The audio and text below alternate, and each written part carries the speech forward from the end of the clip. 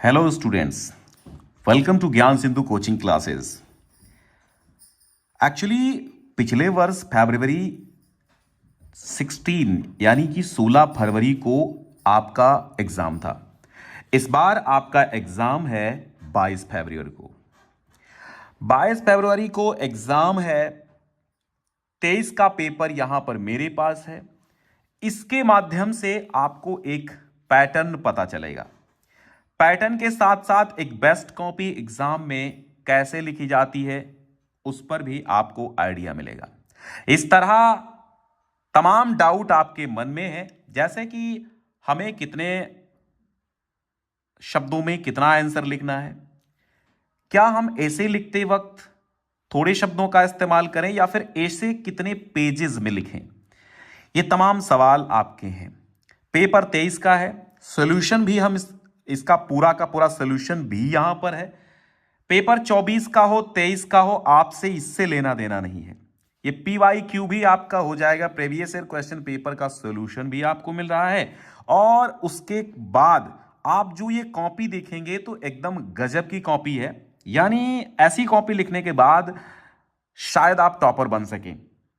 फिलहाल हर एक बच्चे को, मतलब अमूमन बच्चे सब टॉपर बनना चाहते हैं, तो क्या सारे लोग टॉपर होते हैं? सारे लोग टॉपर नहीं होते हैं।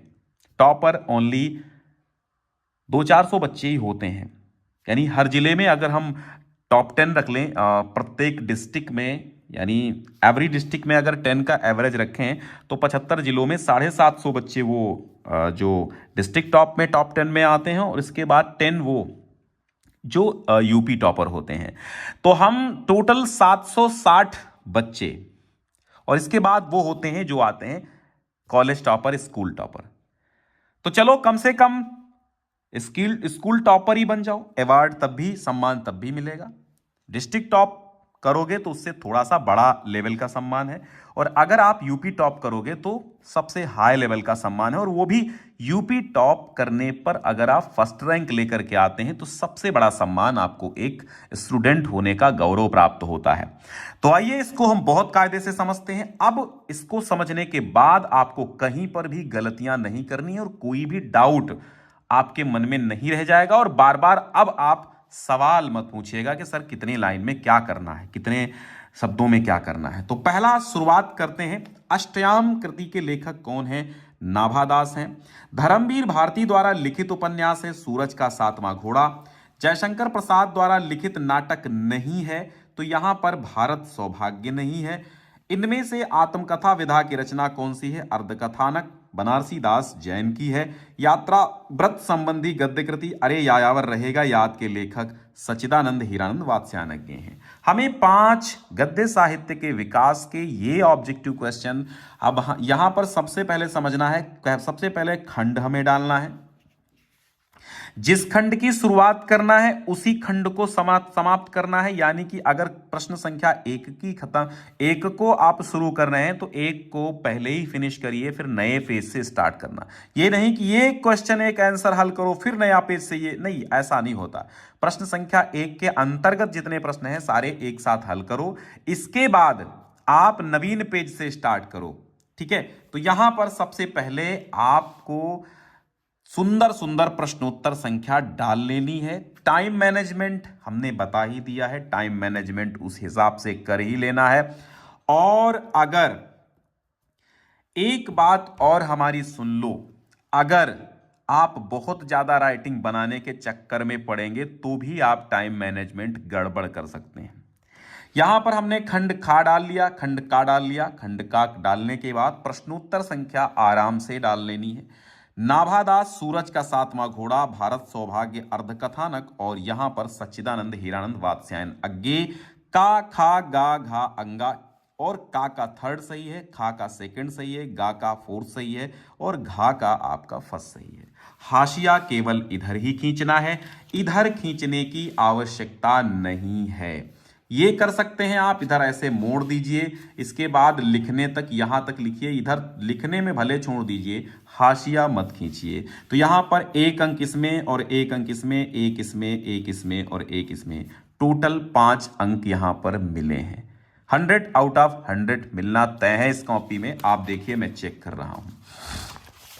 फिर आता है दूसरे पेज में, आप कर दीजिए प्रश्नोत्तर नंबर 2 के सारे उत्तरों का हल।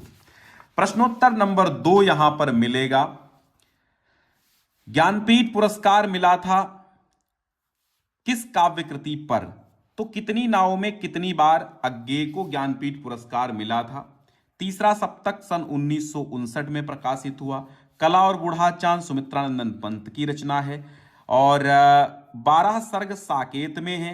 छायावाद की प्रमुख विशेषता क्या है?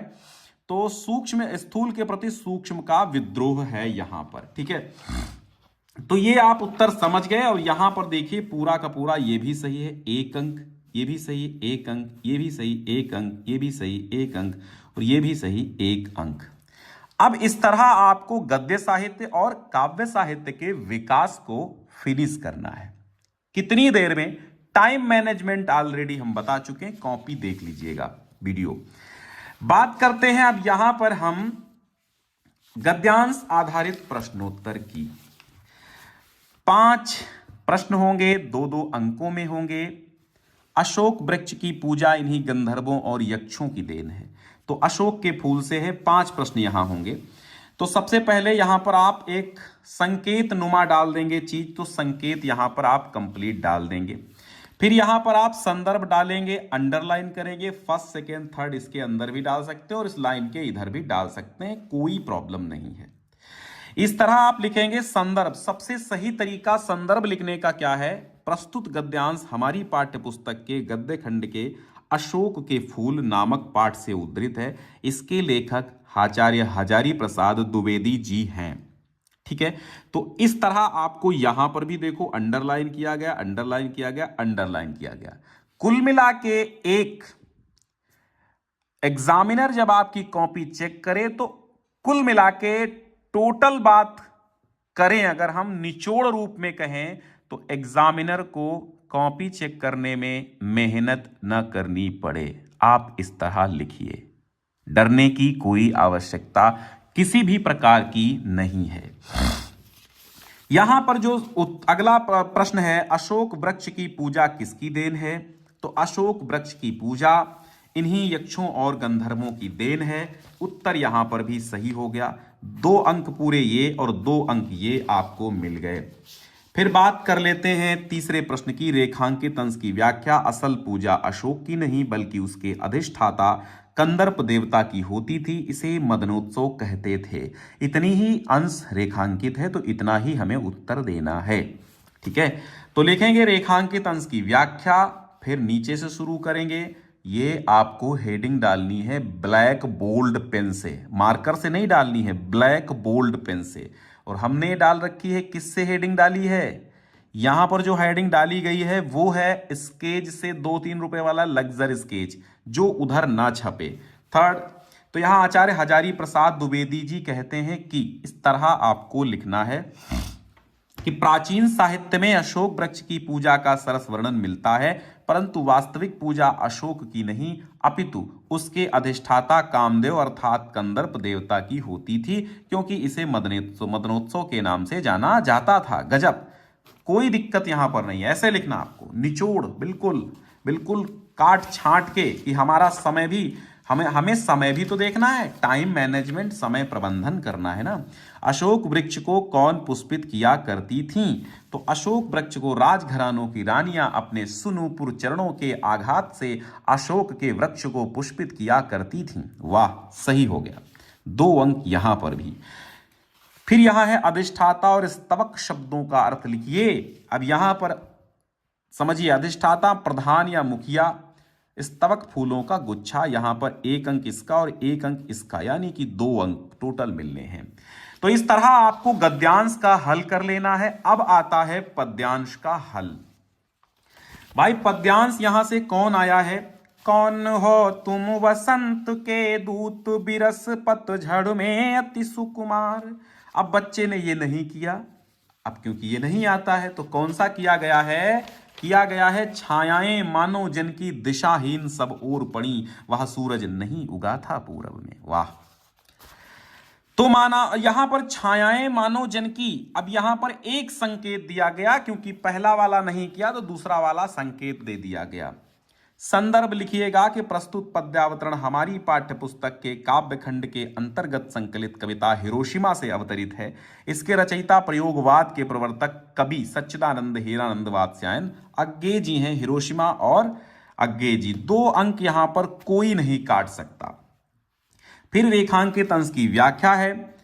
ठीक है, तो रेखांकित अंश कहां से है? कुछ क्षण का वह उदय अस्त केवल एक प्रज्वलित क्षण की दृश्य सोख लेने वाली दोपहरी। वाह, यहां पर व्याख्या करिए। अज्ञे जी कहते हैं कि बम गिरने के कुछ ही क्षणों के भीतर क्या हुआ? विनाश लीला का दृश्य मंद पड़ने लगा। दोपहर तक सारी लीला खत्म हो गई और मानव सब भाव बनकर उड़ गए। तात्पर्य यह है कि वो दोपहरी एक ऐसी दोपहरी थी जिसमें सारे दृश्य विलुप्त हो गए और यहां पर भी किसी की हिम्मत नहीं कि अंक काटे। फिर यहां पर है अगला सवाल है, काल सूर्य के रथ के इस पंक्ति में कौन सा अलंकार है? उत्तर देखिएगा, इस पंक्ति में रूपक अलंकार है। 2 अंक।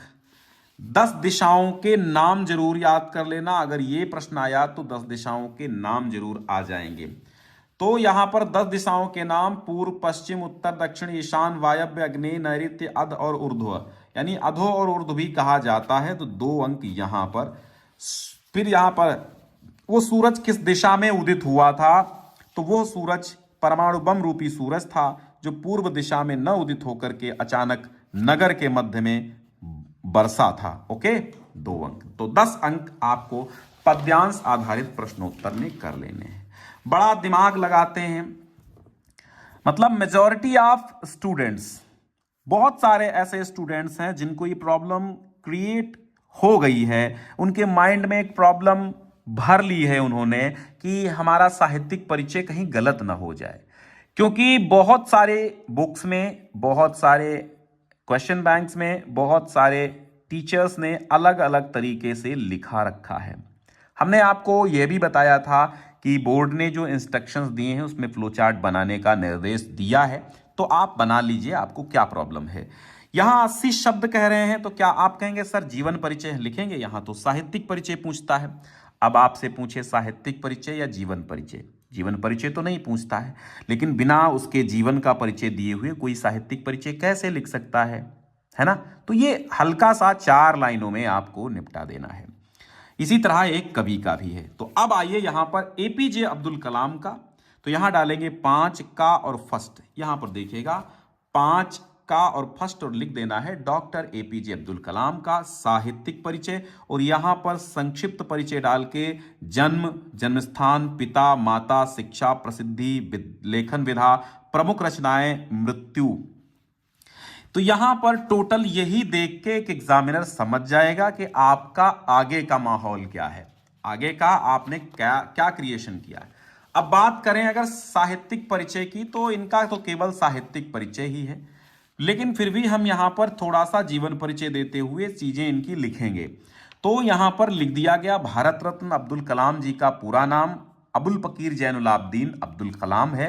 इनका जन्म 15 अक्टूबर सन 1931 धनुषकोडी, रामेश्वरम, तमिलनाडु। जब चीजें हाईलाइट होंगी तो कोई भी एग्जामिनर आपका बहुत ज्यादा पढ़ेगा नहीं। इसके बाद यहां पर भी 2002 से 7 तक राष्ट्रपति रहे, 27 जुलाई को देहावसान हो गया, तो यहां प्रॉब्लम नहीं है। 3 अंक यहां मिलेंगे। अब आपकी अगर कृतियां सही हैं तो 2 अंक यहां मिलेंगे। अब इस तरह ही आपको लिखना है। अगर एपीजे अब्दुल कलाम का आ गया, किसी और का आ गया, तो मैंने जैसे बताया है वैसे आप लिखिए। इसमें चाहे जैसे आप लिख दीजिए, सही होना चाहिए, अंक पूरे मिल जाएंगे। अगर रचनाएं सारी नहीं आती हैं तो इसकी आधी जरूर लिखें, यानी 5 रचनाओं से कम बिल्कुल काम नहीं चलेगा। अब आता है एक कवि का, तो यहां महादेवी वर्मा है। यहां पर भी संक्षिप्त परिचय इस्तेमाल कर लिया गया। साहित्यिक परिचय में देखो यहां पर लिखा गया, आप हेडिंग साहित्यिक परिचय डालिए, कोई प्रॉब्लम नहीं, हेडिंग तो साहित्यिक परिचय डालेंगे, लेकिन लिखना प्रारंभ करेंगे तो हल्का सा जीवन परिचय हमें 3-4 लाइनों में दे देना है। जैसे आधुनिक युग की मीरा के नाम से विख्यात महादेवी वर्मा जी का जन्म सन 1907 ईस्वी में उत्तर प्रदेश के प्रसिद्ध नगर फर्रुखाबाद में हुआ था। ठीक है, 9 वर्ष की छोटी सी उम्र में क्या हुआ था? विवाह हो गया था। किससे हुआ था? स्वरूप नारायण से हुआ था। माता हेमरानी का भी निधन हो गया था, किसी कारण से वैवाहिक जीवन असफल रहा। फिर क्या हुआ, अध्ययन जारी रखा इन्होंने, बहुत समय तक प्रयाग महिला विद्यापीठ में प्रधानाचार्य के रूप में काम करती रही। फिर उन्होंने, अब यहां से साहित्यिक परिचय शुरू होता, देखो 4 लाइनों में निपटा दिया जीवन परिचय, अब यहां से साहित्यिक परिचय शुरू होता है। रचनाएं, इनकी रचनाएं सर्वप्रथम चांद पत्रिका में प्रकाशित हुई। इसके बाद इनकी काव्य प्रतिभा के लिए भारत सरकार ने और सेक्सरिया मंगला प्रसाद पारितोषिक पुरस्कारों से सम्मानित हुआ, और भारत सरकार ने इनको पद्म भूषण के अवार्ड से भी सम्मानित किया। ज्ञानपीठ पुरस्कार प्राप्त हुआ, भारत भारती भी मिला, और इस तरह इनकी मृत्यु 1987 में हुई। इनकी कृतियों में निहार रस, नीरजा, सांदगीत इत्यादि जो भी आपको आती हैं लिख दीजिए। तो 3 अंकों में जीवन परिचय और 2 अंकों की कृतियां, 5 अंक यहां पर बिल्कुल मिल गए इनको, तो कंप्लीट हो गया। अब एक ये आता है, अगला प्रश्न आपका ये बनता है कि सर हम कहानी का उद्देश्य और सारांश 80 शब्दों में कहता है तो कितना लिखें? 1 पेज में भाई, 1 पेज में। सारांश भी 1 पेज में लिख दो, उद्देश्य भी 1 पेज में लिख दो। यहां पर देखो, बहादुर कहानी का उद्देश्य, तो बहादुर कहानी के लेखक अमरकांत जी हैं, और इनकी बहादुर कहानी मध्यवर्गीय परिवार में नौकरी करने वाले बहादुर के नाम के पहाड़ी लड़के पर आधारित है। कहानी रोचक, सुगठित, संक्षिप्त तथा समस्या मूलक है। ये मैं इतना पढ़ रहा हूं, बाकी आपके एग्जामिनर इतना ज्यादा नहीं पढ़ते हैं, क्योंकि इतना समय नहीं रहता। अगर पढ़ेंगे तो कितने दिन में कॉपियां चेक होंगी। फिलहाल मैं बता रहा हूं, समझा रहा हूं, समझिए, और आज अगर समझ लेंगे तो आपका डर खत्म हो जाएगा, ठीक है, और डाउट्स भी क्लियर हो जाएंगे। इस तरह आप 80 शब्दों में आप लिख देंगे, और यहां 5 अंक पूरे के पूरे आपको मिल जाएंगे। फिर बात आती है खंड काव्य में। अब खंड काव्य में जैसा प्रश्न होगा वैसा उत्तर होगा। वैसे तो शब्द सीमा 80 शब्द यहां पर भी है, पर हमें क्या करना है कि हमें मतलब भर का लिखना है। 80 शब्दों से ज्यादा हो जाए नो प्रॉब्लम, 80 शब्दों से कम ना रहे। अब यहां पर सपोज दैट आलोक वृत्त हमें लिखना है, तो यहां नायक की चरित्र चित्रण करना है। तो चूंकि नायक यहां पर महात्मा गांधी जी हैं, तो यहां आप लिखेंगे प्रश्नोत्तर नंबर 7 और थर्ड आलोक वृत्त। देखो यहां पर ऐसे ही आपको लिखना है, पेपर के अनुसार उत्तर संख्या डालनी है। 7 का थर्ड है, थर्ड का आलोक वृत्त, और आलोक वृत्त में आप डालिए नायक महात्मा गांधी का चरित्र चित्रण, ठीक है। अब यहां देश प्रेमी है, मानवीय मूल्यों के प्रति आस्था है, बाकी मेन हेडिंग्स ही होती हैं। और देखो 1.5 पेज में ही हो गया, आधा पेज ये हो गया और आधा पेज ये हो गया, ठीक है। स्वदेशी के प्रति जोर है, और सत्य हिंसा के पुजारी हैं, स्वतंत्रता लोभी हैं, मातृभूमि एवं पात्रपितृ भक्त भी हैं। तो 5 अंक यहां पर भी इनको मिलेंगे। क्यों नहीं मिलेंगे भाई? अब यहां खंड खा आता है। सामान्य हिंदी, साहित्यिक हिंदी सब देखें। खंड खा में आपके 1 संस्कृत गद्यांश का हिंदी अनुवाद, 2 अंकों का संदर्भ और 5 का अनुवाद होता है। 7 अंक ये आपको मिलेंगे, ठीक है। तो यहां पर है याज्ञवल्क्य के उवाच।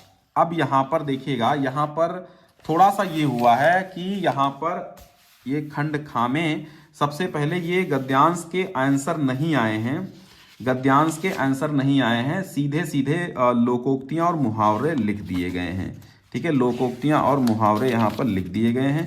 देखते हैं क्या इधर गद्यांश, हाँ बिल्कुल। तो सपोज दैट ये कठिन लगा एक बच्चे को। अब उसने क्या किया, खंड खा में ये नहीं आता है, चूंकि खंड का में उसने तारतम्यता अपनाई, खंड का में उसने सीरियल अपनाया, लेकिन खंड खा में सीरियल इसलिए नहीं अपनाया क्योंकि इसको थोड़ा सा इसमें डाउट था किसी लाइन में। अब क्या हुआ, यहां पर ये उत्तर ना करके यहां पर सीधे सीधे सीधे सीधे खंड खा में उत्तर नंबर 9 पे आ गया बच्चा। 9 पे आ गया तो यहां पर 2 अंकों में 1 लोकोक्ति 1 मुहावरे का अर्थ लिखकर वाक्य में प्रयोग करना है।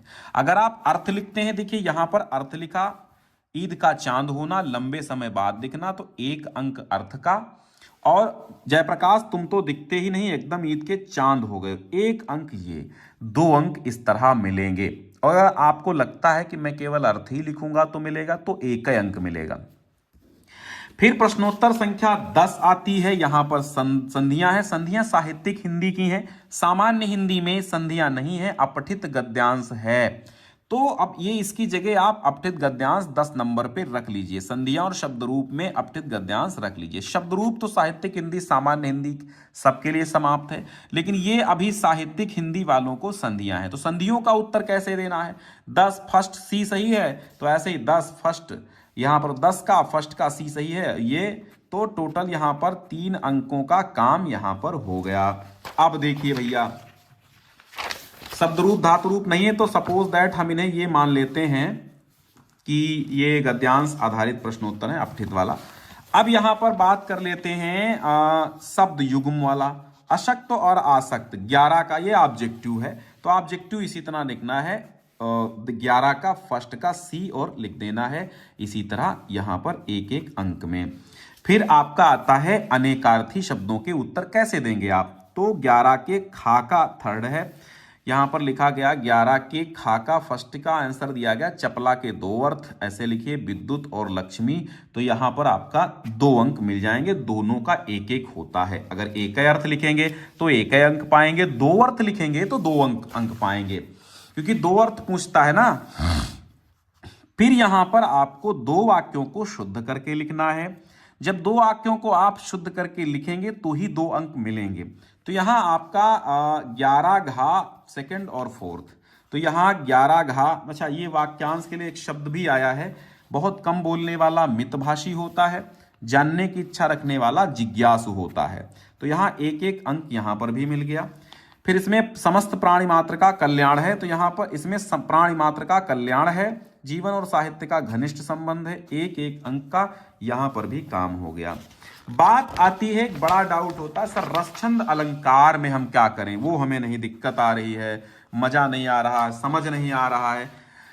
तो यहां पर एकदम एकदम क्लियर हो जाएगा आपका डाउट, आपकी प्रॉब्लम्स। ठीक है, प्रश्नोत्तर नंबर 12 के का में कहा गया वीर रस अथवा करुण रस, श्लेष अथवा उत्प्रेक्षा, दोहा अथवा कुंडलिया। अब यहां पर लिखा गया सोदाहरण परिभाषा, यानी उदाहरण और परिभाषा 2 ही चीजें देनी है। अलंकार का लक्षण और उदाहरण देना है, 2 ही चीजें। छंद का लक्षण और उदाहरण 2 ही चीजें, यानी एक एक एक एक एक एक 2-2 अंक का यहां पर सब है। ठीक है, तो यहां पर वीर रस देखिएगा, वीर रस में आप लिखेंगे परिभाषा। वीर रस की परिभाषा होती है अलंकार और छंदों के लक्षण होते हैं। तो आप लिखेंगे युद्धादि को देखकर अथवा सुनकर जब उत्साह नामक स्थायी भाव, विभाव, अनुभाव, व्यभिचारी भावों द्वारा पुष्ट होता है तब वीर रस की निष्पत्ति होती है। तो यहां पर एक बार स्थायी भाव भी आपको लिखना होता, तो स्थायी भाव शुरुआत में ही लिख दें।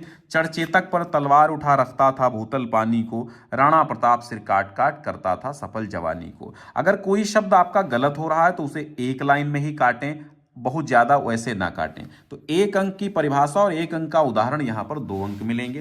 फिर बात आती है अगले पेज में, प्रश्नोत्तर नंबर 12 खा श्लेष अलंकार। श्लेष का अर्थ होता है श्लेष या चिपका हुआ, अर्थात जहां पर एक शब्द एक बार ही आए परंतु उसके अर्थ भिन्न भिन्न हो, वहां पर श्लेष अलंकार होता है, सही है। और चरण धर चिंता करत चितवत चारि ओर, सुबरन को खोजत फिरत कवि व्यभिचारी चोर। तो यहां पर थोड़ा सा स्पष्टीकरण दे दीजिए अगर आपको पता है तो, ठीक है, नहीं पता है तो मत दीजिए, लेकिन देना अच्छी बात है। ठीक है, फिर आप मुझसे ये मत कहना कि सर दें या न दें, उदाहरण के साथ स्पष्टीकरण दे दो तो ज्यादा अच्छा, नहीं देना है तो कोई दिक्कत नहीं, नंबर नहीं कटेंगे बस। फिर यहां पर कुंडलिया छंद आता है, तो आप कुंडलिया छंद बहुत ज्यादा पूछा जाने वाला छंद है, तो इसे जरूर पढ़िएगा। कुंडलिया छंद का लक्षण लिखना है। कुंडलिया एक विषम मात्रिक छंद है, 6 चरण होते हैं, प्रत्येक चरण में 24 मात्राएं होती हैं। इसके प्रथम 2 चरण दोहा और बाद के 4 चरण रोला के होते हैं। ये दोनों छंद आपस में कुंडली के रूप में गुथे रहते हैं, इसीलिए कुंडलिया कहा जाता है। दोहे का अंतिम चरण रोला का प्रथम चरण बनता है, जिस शब्द से प्रारंभ होता है उसी से अंत होता है। ये लंबा पड़ेगा आपको, अगर आप दोहा लिख देंगे तो थोड़ा सा कम समय लगेगा, तो आप छोटा छंद लिखें, बहुत बड़ा ना लिखें। ठीक है, तो यहां पर 1-1 अंक यहां पर भी मिलेगा कंप्लीट में। फिर जो आपके इन्होंने प्रश्न यहां पर जो छोड़ दिया था वो अब कर रहे हैं, लेकिन खंड क्या है, खा है। यहां पर इन्होंने गद्यांश पद्यांश छोड़ा था, इसके अब आंसर लिख रहे हैं, यहां पर कोई प्रॉब्लम नहीं है। तो यहां पर उत्तर कैसे लिखने हैं, देखिए यहां पर कैसे उत्तर लिखने हैं। देखो यहां पर है अथैक शकुनी, अच्छा ये जातक कथा से, तो यहां पर संकेत दीजिए, फिर गद्यांश का संदर्भ। प्रस्तुत संस्कृत गद्यांश हमारी पाठ्य पुस्तक हिंदी के संस्कृत खंड के अंतर्गत जातक कथा उलूक जातकम नामक पाठ से उद्धृत है। 2 अंक यहां पर, और यहां पर है अथैक, इसके पश्चात शकुनि सर्वेशाम, तो ये सही है, मैंने ऑलरेडी पढ़ लिया है, तो 5 अंक यहां पर मिलेंगे इसको हिंदी अनुवाद में। इसी तरह एक श्लोक का हिंदी अनुवाद करना होता है, तो एक श्लोक का जैसे यहां पर हो गया है काव्यशास्त्र विनोदेन का 7 अंकों में, यह भी है सुभाषित रत्नानी से है, तो यहां पर 2 अंकों को यहां मिलना है 2 अंक, और यहां पर क्या मिलना है 5 अंक, तो ये भी सही है दोनों चीजें। फिर बात कर लेते हैं पत्रलेखन का, डाउट क्लियर होगा। अब पत्रलेखन क्या कहता है, पत्रलेखन यहां पर जो आया है वो समझो पहले कैसे आएगा। पत्रलेखन आएगा 6 अंकों में और साहित्यिक हिंदी के 8 अंकों में। 2 अंकों में प्रारूप सही होने का और 4 अंक आपके पत्रलेखन लिखने का, ठीक है। और इसी तरह साहित्यिक हिंदी के 6 अंक पत्रलेखन लिखने का, 2 अंक प्रारूपण का, 8 अंक आएगा। तो अपने नगर की सफाई के लिए नगर पंचायत को एक प्रार्थना पत्र लिखना है, नगर पालिका परिषद को, ठीक है। तो कुछ कोई भी कहेगा, तो यहां देखिए सेवा में, अब इसी तरह आपको लिखना है, यहां पर भी लिख सकते हैं, फॉर्मेट यही सेम रहेगा, इसी फॉर्मेट में लिखिए तो अच्छे अंक मिलेंगे। अधिशासी अधिकारी नगर पालिका हरदोई, यहां पर जिला लिखा जाता है, यहां पर किसको दे रहे हो वो लिखा जाता है, यहां अधिकारी का नाम लिखिए। फिर आप लिखिए महोदय मैं आपका ध्यान जनपद में व्याप्त गंदगी और दुर्दशा की ओर आकृष्ट कराना चाहता हूं। जहां जहां नालियां बनी हैं वे भी पुरानी होने के कारण जगह जगह से टूट गई हैं। उनकी सफाई हेतु कोई सफाई कर्मी भी ध्यान नहीं दे रहे हैं। साथ ही नए सफाई कर्मियों की भर्ती भी नहीं हो रही है। परिणामतः पानी दुर्गंध एवं बीमारियां फैला रहा है। अतः आपसे निवेदन है कि दुर्दशा को देखते हुए उचित कार्यवाही करने की कृपा करें। यहाँ दिनांक डालेंगे, यहाँ भवदीय डालेंगे, तो ये क्या होगा, एक सही प्रारूप होगा।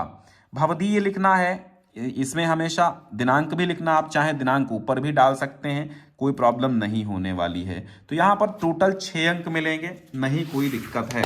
अब आता है वही, आता है क्या, 9 अंकों का निबंध लेखन, बेटी बचाओ बेटी पढ़ाओ पर यहां किया गया है। तो अब आप देखिए, सबसे पहले इस निबंध को समझ लीजिए, क्योंकि आ जाएगा तो लिख भी देंगे आप, ठीक है। प्रश्नोत्तर नंबर 14, सेकंड बेटी बचाओ बेटी पढ़ाओ। रूपरेखा आप बनाएंगे, क्योंकि यहां पर रूपरेखा के 2 अंक मिलते हैं, अगर नहीं बनाएंगे तो अंक चले जाएंगे। प्रस्तावना, बेटी बचाओ बेटी पढ़ाओ का उद्देश्य, बेटी बचाओ बेटी पढ़ाओ योजना का प्रभाव, उपसंहार। प्रस्तावना लिखेंगे, प्रधानमंत्री नरेंद्र मोदी जी ने बेटी पढ़ाओ बेटी बचाओ नामक योजना का उद्घाटन किया है, ठीक है। ये संपूर्ण भारत में लड़कियों को बचाने व शिक्षित करने के लिए एक बेहतर योजना है। ये कार्यक्रम 22 जनवरी 2015 को पानीपत में शुरू हुआ। विशेष रूप से ये कार्यक्रम हरियाणा में शुरू हुआ, क्योंकि इस राज्य में पूरे देश में महिला लिंगानुपात 775/1000 बहुत कम है, ठीक, ये सही कर दिया। फिर बेटी बचाओ बेटी पढ़ाओ योजना का उद्देश्य क्या है, तो इस योजना का उद्देश्य बालिका लिंगानुपात में गिरावट को रोकना है। ये कार्यक्रम देश में महिलाओं की स्थिति में सुधार के लिए महिला सशक्तिकरण को प्रोत्साहित करेगा।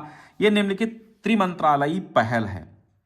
इसमें महिला बाल विकास मंत्रालय, स्वास्थ्य एवं परिवार कल्याण मंत्रालय और मानव संसाधन विकास मंत्रालय सम्मिलित है।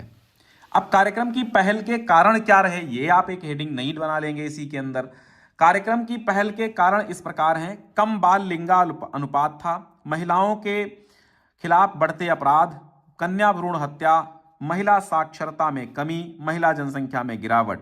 उपयुक्त कारणों से बेटी बचाओ बेटी पढ़ाओ योजना को शुरू करने का आह्वान किया गया। और बेटी, अब देखिए 2 पेज हो गए, तीसरा पेज हेडिंग 4, बेटी बचाओ बेटी पढ़ाओ योजना का प्रभाव। ये अभियान भारत का सबसे हाई प्रोफाइल अभियान है। ये देश में बेटियों को सशक्त बना रहा है। इसके कुछ प्रभाव निम्नलिखित हैं। लिंगानुपात बड़े स्तर तक संतुलित करना, पहला उद्देश्य। फिर बालिका अधिकारों को ध्यान में लाया गया। बालिकाओं की दिशा और शिक्षा तक पहुंच हुई है। साक्षरता दर बढ़ी है। भ्रूण हत्या पर लगाम लगी है, महिला सशक्तिकरण सुनिश्चित हुआ है, लिंगानुपात में संतुलन हो रहा है। फिर उपसंहार अंत में लिखेंगे, बेटी बचाओ बेटी पढ़ाओ योजना में भारत में बालिकाओं से जुड़े मुद्दों के समाधान के लिए भारत सरकार की एक पहल है। योजना की पहल कुछ नहीं बल्कि बहुत हद तक फलीभूत हुई है। लोगों में जागरूकता का स्तर बढ़ रहा है। फिर लोगों को अब समाज में बालिका उत्थान के लिए गंभीरता से काम करना होगा। इस योजना की सफलता से देश की सामाजिक, आर्थिक एवं सांस्कृतिक स्थिति सुदृढ़ हुई है।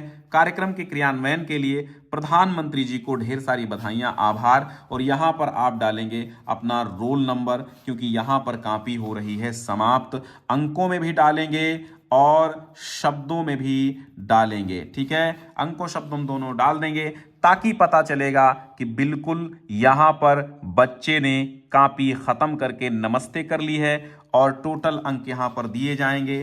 टोटल अंक यहां पर मिल रहे हैं कितने कितने मिल रहे हैं? 100 में 100 मिल रहे हैं। एक भी अंक कम नहीं मिल रहा है, ठीक है।